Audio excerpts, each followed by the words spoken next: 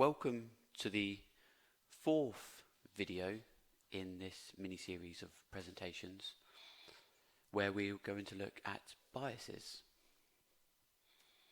What is bias? Biases are heavily linked to heuristics and follows on nicely from the previous video. Mostly, heuristics function well and produce sensible results. In some situations, however, they can lead us into error. These errors are known as cognitive biases and can be thought of as predictive blind spots or distortions in how we arrive at judgments about the world around us. One of the most important tasks of critical thinking is to mitigate against these cognitive biases and help us understand what kind of habits and approaches can help us minimize their impact.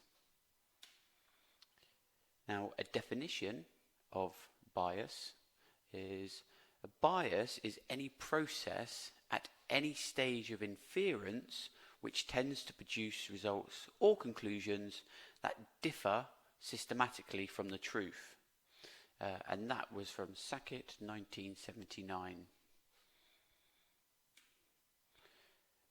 Now, there are different types of bias.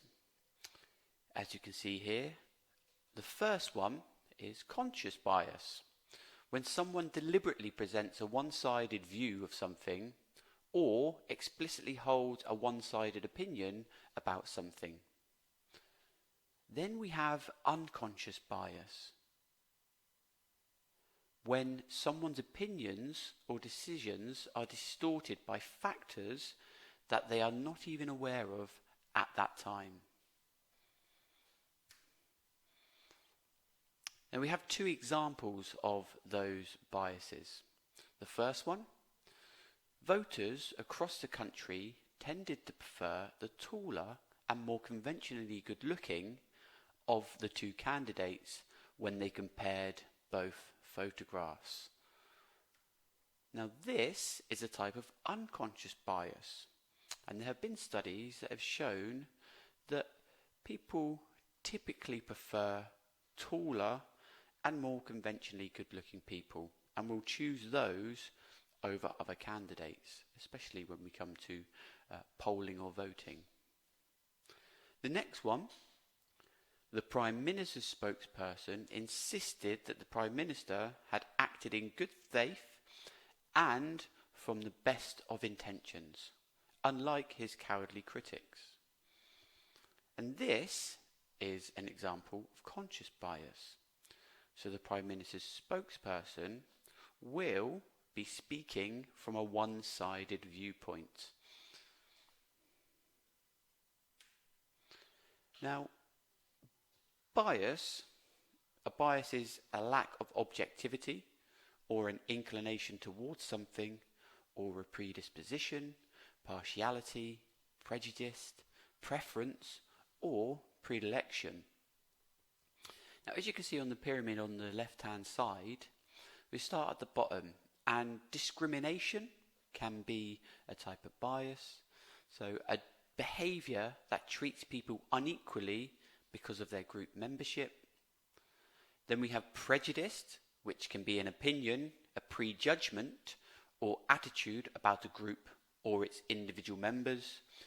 And then we have stereotyping, so an exaggerated belief, image, or distorted truth about a person or group. And it's really important to slow ourselves down when in situations where bias might occur and try to think about the decisions we're making and why we may be making them, or the judgments that we're making and why we may be making them. And if you can do this, you can then transfer that into your academic life and slow your thinking down and sometimes ask yourself why certain aspects of a topic are being written in a certain way or being produced in a certain way, and to try and understand if there are any biases in the content that you are reading.